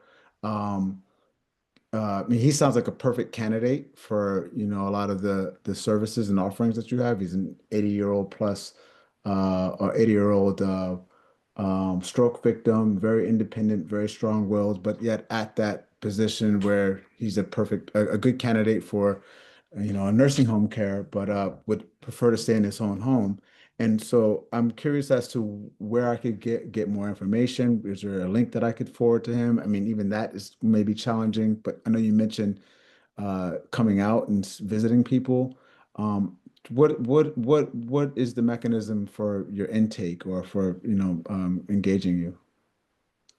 So you can always go to our website, ci.elders.org, but you can't really do any of this online. You know what I mean? Because of the way the government structured this, it's not like either you can go and apply online and then you have to meet the eligibility from the intake. They engage you and do some assessment from there. And like I said earlier, we can come to you. Okay, so is there a way to go online and request for somebody to come to us or to come to him? Absolutely. So you can go to our website, www.ci. Ronnie, could you put that in the chat? Yeah, that'd be great. Yeah. And so if I'm acting or requesting on behalf of him, just because, he has, again, limited visibility and access to his, being able to access his technology. So if I was to go online and request for somebody to come out and visit him, I could do that on his behalf as just a neighbor. Yeah, but you have to be, there's there be some privity, in other words, relationship between you and that person. Well, you have. there has been over the last 9 months, and I think I think things have, as things get fluid and rocky with people in that position, these things change. He's also my neighbor. I've been, caring for him, along with my wife and even a couple of, other neighbors here, present, with you, in the room. Um, so, and then there are some, other fiduciary relationships that we have, with him, but he is still very much an independent, elderly person, who, has, limited mobility and is, has a few disabilities. So, there is I'm sensing there's a bit of a gray area there. We don't have dual power of attorney or anything like that, and wouldn't want to, and he's not in that position. But yet at the same time, he may be, kind of, challenged in act and making, a request for, an intake himself. But now once somebody is there present with him, that's a different story. He can act on his own behalf and all that. But I think it's just like, how do we get over that initial hump of getting him the promotion? If your neighbor had a phone number to call, would that work? That could help. I'm sure yeah, I'm sure, a phone number, and maybe even, I can try to pass along a website, or, maybe we can, one of us, yeah, I'm can. gonna tell you, Joshua, what my plan was with my neighbor is Sure. I was gonna talk to her a little bit about it, tell her how much I enjoy going and seeing this place, and that they will make house calls, and would she like for me to help her make a phone call to them? There you go. That's a good To plan. set up an intake, because she needs to do it, but she might need somebody to kind of make sure, you know. Yeah, and So Ron, that's kind of my plan, and so maybe that might work for you too. and Joshua, the information has just been put in the chat, the website and the email for it, so you have that info. I see that. Thank you for that. Thanks, everyone. By email, Ron, can you share my email too? And I'm sure you. Yeah. Because I think it makes a difference. I know that this is true of my neighbor, and it was true of my mother as she aged. My mother was much more willing to listen to her neighbors than she was to her children. That's not unusual. Am I right? Usually this happens, right? And we're kind of trusted messengers. So if we say there's this new thing in town, it's really nice, wow, and maybe describe like Terry did all the things, etc. And say, there's no obligation. They'll come out and see if you qualify. Nobody says you have to do it, but you could find out about this.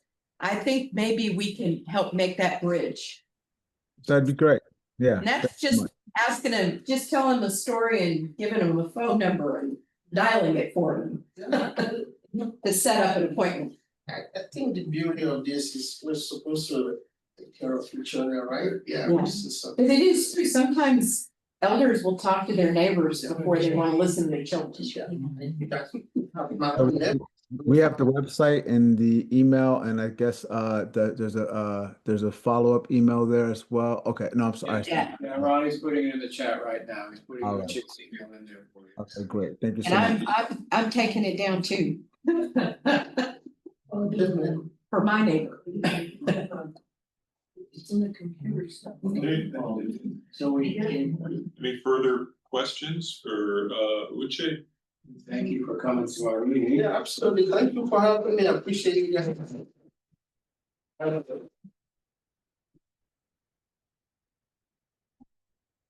Thank you so much.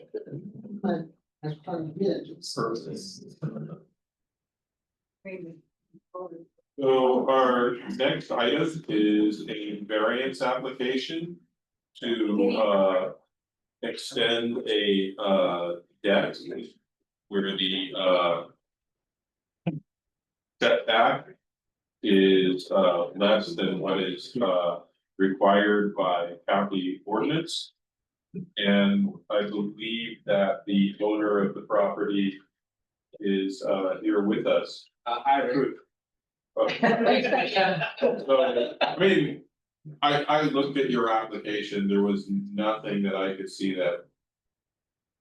I could understand would impact you know, your neighbors or the neighborhood, but maybe you could take us through it briefly. Absolutely, my pleasure. So, I've got this. You're Adam Morgenthau. I am Adam Morgenthaler. I'm the property owner applying for the variance.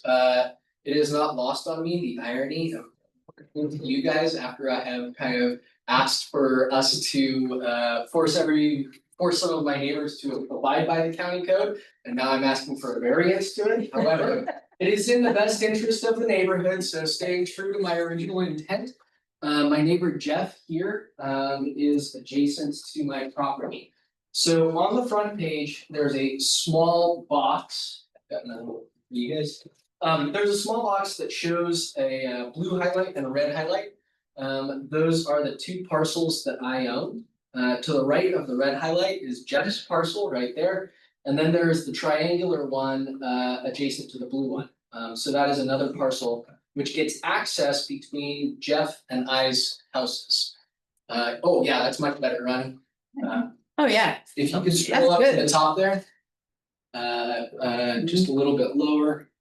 That one right there. So scroll slightly lower, the colorful one. Right here. So this is my house. This is Jeff's house. There is an easement that runs through our properties in order to access the two back lots. I am the owner of one of the back lots. There's another Nepalese community that owns the second back lot. So the easement is for a road and utilities. And the county has declared that that is therefore my second front of my house. I've got one front on Renfrew Road and one front on the private road, which means I have a 15-foot setback. Not from my property line, but from the easement that goes through it. It's a 24-foot wide easement. There's existing a 15-foot wide road skewed all the way onto Jeff's side of the easement, which means the deck that I'm trying to put in there is going to be within 12 feet instead of 15 feet of that easement. That's within 12, 15 feet from the blue line. 12, 15 feet, no, from the tree line. From the tree line. Yeah, so the easement goes over the blue line about No, just it's Sobrante. it's, yeah, so the easement goes over the blue line just as far as the road goes on the other side of it.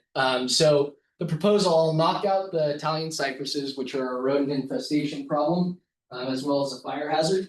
I would build the deck. There's a 5-foot step up from the road to that area, so it couldn't be made into a wider road if that was ever necessary for access to those two small parcels of land.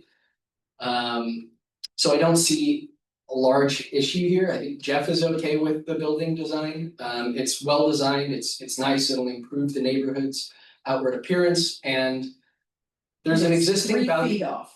It's 3 feet off, and That's the existing balcony that's there it's a little too narrow to actually use. And it was built in an old style where you could cantilever it from the non-pressure treated joists within the house.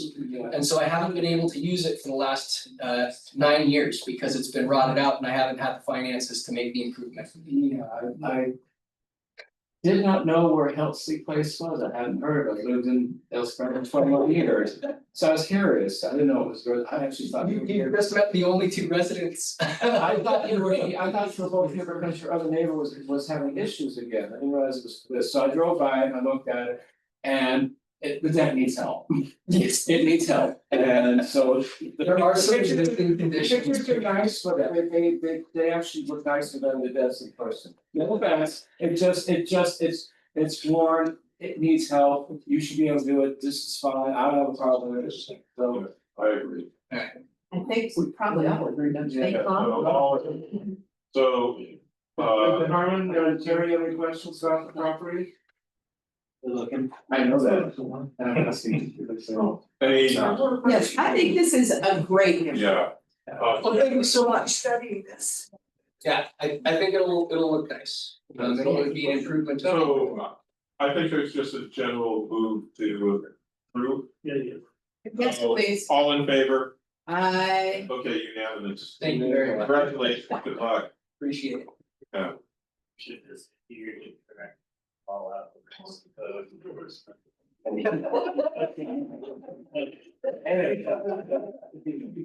All right, so I'll get back to the engineer and indicate that the council.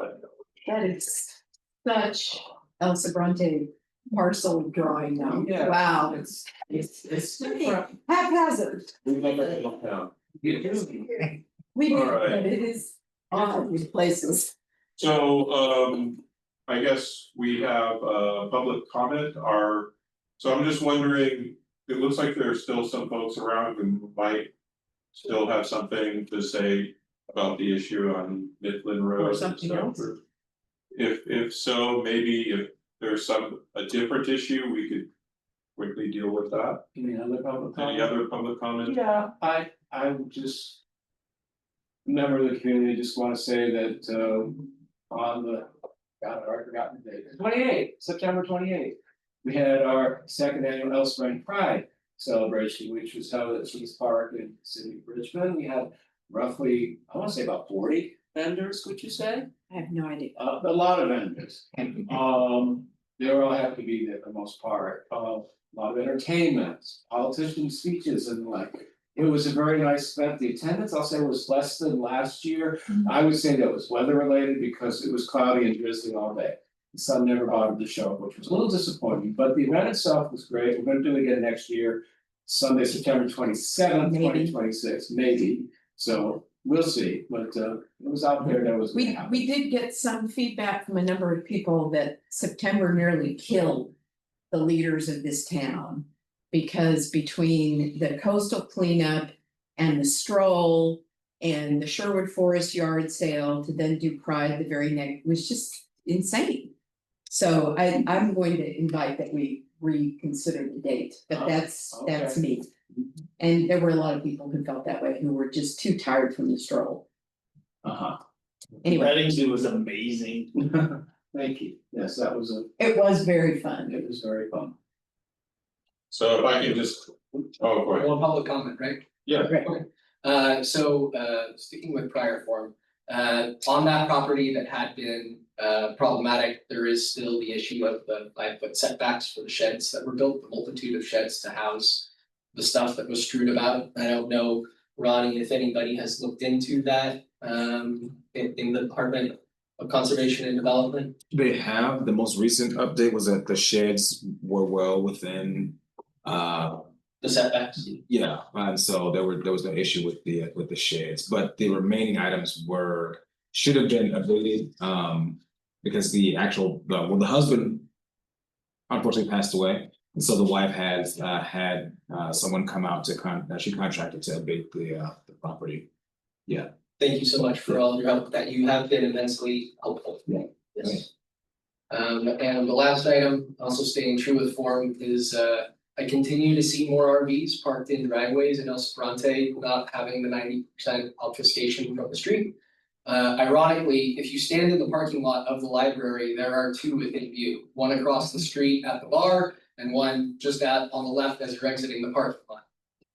So it is a going concern that we continue to accumulate more RVs street side in El Sobrante, which is not good for property values and may invite things that shouldn't be happening in the community.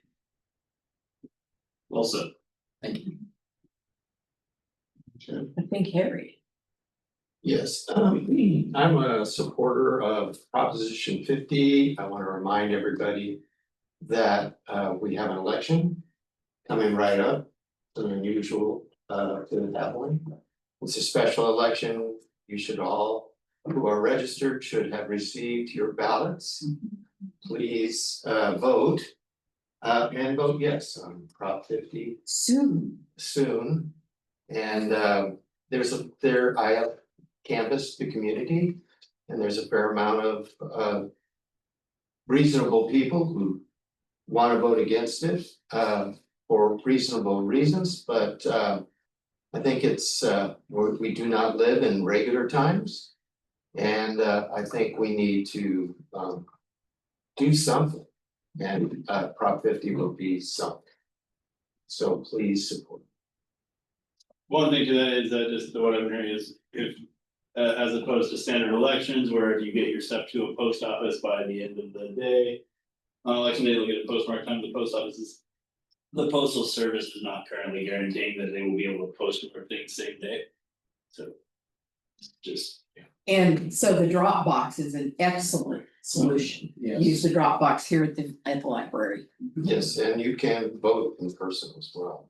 All the options are. You don't have to wait till the last minute either. You could do it today. You're going to vote, just don't wait. Yeah, vote. Thank you. Thank you, Gary. Are there further public comments? Looks like. Karoon, you have a public comment? Yeah, I just have a question. I think this is again for Mifflin Avenue. How do I sign up myself for the communication line? I think that was. Corinne, I put you on there, sorry. Oh, okay, cool, thank you. I thought you would wanna be, so we made an email list, and I actually added your name because I had it from your letter. I put you on there, sorry, I probably should have asked, but I figured you'd want to. And Ronnie probably saw it in the chat too. Yeah. Cool, thank you. I actually did just get an update from code enforcement in regard to that property. It's sold at auction, and the mention is to be finalized this week. And so I'll make sure to put a note on there to give a brief sold it off update. I saw the chat. Josh, I'm gonna ask you to unmute because I saw that you put your email in there. And I just want to confirm that your email does not include the E in your last name, because it looked like. It does not. That I don't know. You know, that other guy beat me to it. So I'm Joshua Moore without the E for email. Okay, so I don't know if you saw that, but I think he's asking to be added if you wanted his email as well. Oh, Josh put you? I thought we were Yes. talking to Karoon. No, Joshua put it in the chat. It's his first name and his last name minus the E at gmail.com. That's what he put in the chat. Correct. Thank you very much. Well. Further public comments? My apologies, my first time here this. Is this okay to point to talk about a thing I would like to see changed in my community, or is that? No, please. This is it. Where are you? I actually just moved here this year. So I married, my wife over, she lives right next to, we now live next to the elementary school. Which elementary? The Linda, Road Elementary. So you're my neighbor. You live in Sherwood Forest? Yes. Welcome. Yes, I'm one of the houses that live right next door to the elementary school. Oh, Up perfect. against the hill. Love it. I love being there. But one of the things that I noticed that the summer when, through the spring and summer, every time we try to walk our dogs, 5, unfortunately, there's 5 of them, there's a lot. We try to walk a pack of dogs down to the park.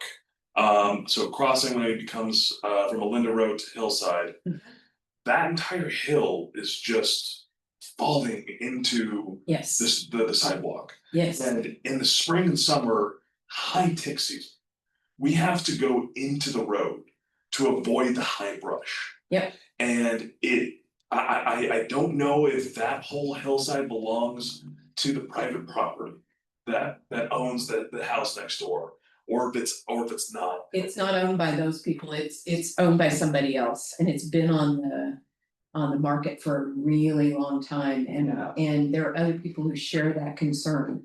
But we should, This is the code enforcement thing. Yeah, well, it's like a landslide problem. It's actually. It's pretty dangerous. So there's pictures of it showing that almost 50% of it because there's barrier that really just starts to push over.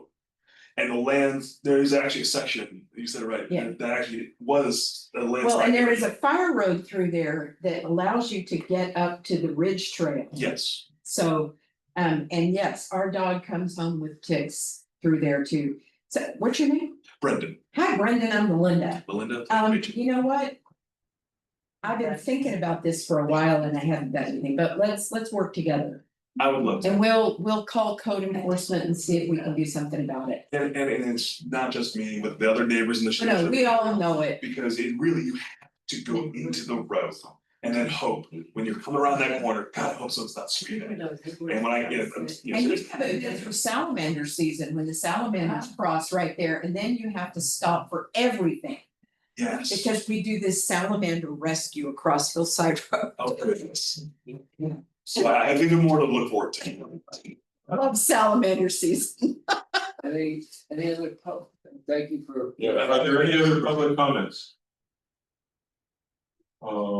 If not, then we'll move forward to information items. I just have one in regards to the El Sobrante stroll, which I'm one of the group involved in organizing it. We had an awesome stroll. The heavens opened up and gave us a beautiful sunny day that was bright, not too hot. And just the overall vibe was very, very nice. And I want to really commend the sheriff's office and law enforcement and search and rescue for being there and doing such a great job of keeping us all safe. And just a really nice stroll. So Yeah. well, I think it's the day after the stroll, I left for vacation and I didn't get back until the day before yesterday, so I don't know. Oh. Nobody knows, and the green team really wanted to know whether they've lost to the Gurdwara. I mean, they were willing to lose, Gurdwara was pretty awesome this year. I think it was our consensus that we wanted to lose. Yeah. Well, whatever, but I think we all wanted to know who won. Okay, well, I'll send an email to Nicole Yeah, and see who won. And we had a big party Sunday, we need to know these things. This is important. All right, any other information items from members? It's been an information item, but I do have a recommendation for a subsequent meeting. Is the agenda? Yeah, Okay, so that's the next. is that next? Okay. So I think Mickey's not here, so we can just move to agenda items. Yes, so I've had several residents at the Indivisible meeting last Sunday were very concerned about the Wildcat Canyon bike flow trail. I don't know how many people know about this, but the Wildcat bike flow trail. This is apparently in the works and moving forward, and some folks are against it and some folks are for it. Some of you may have noticed Sue Boudreau wrote a long letter in favor of it. But these neighbors would love to have somebody come out from East Bay Parks to talk about this bike trail. Because there are neighbors who have concerns about it, and I think a lot of it is questions. Is it already being considered by? I think it's been designed and I think it's on its way. And people just have a lot of questions about what the construction process is gonna look like, about exactly how it will impact people parking in their neighborhood. I mean, there's a lot of questions. So Ronnie, I don't know who we talked to at East Bay Parks about this flow trail, but it's a thing. I think we would maybe want to do our representative on the district, which I think is Elizabeth Eccles. Harry has to say. Harry might have the. Yeah, I went to the East Richmond Heights. And they're very concerned about it too. There was a lot of pro and con. So, So, and they're the neighbors Right. more so than well, on our side. but part of it's on this side too, so. Anyway, I don't know who we talked to, Ronnie, but they would love to have somebody come to the MAC who is really familiar with the project, who can answer questions. Or you could also check with, do you deal with the East Richmond MAC as well? Yes, that's under my Whomever it was that came to their East Bay Parks could come here. Is that? yeah, well, we can have Max Corsten, I believe is his name.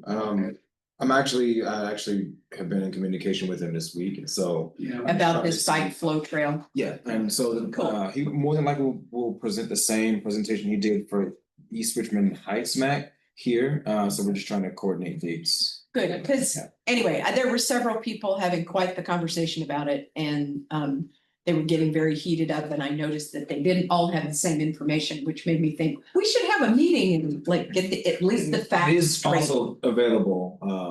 I understand, but It's you know, true. sometimes it's good to get people in where they can ask their questions Yeah. in case they don't really read legalese on the web very well.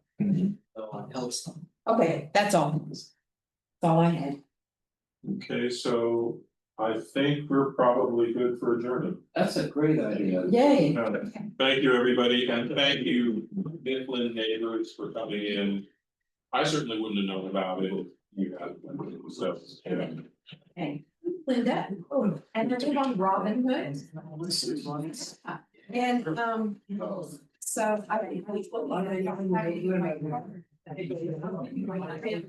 so I.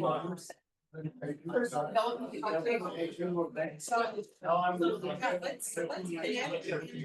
do something about this.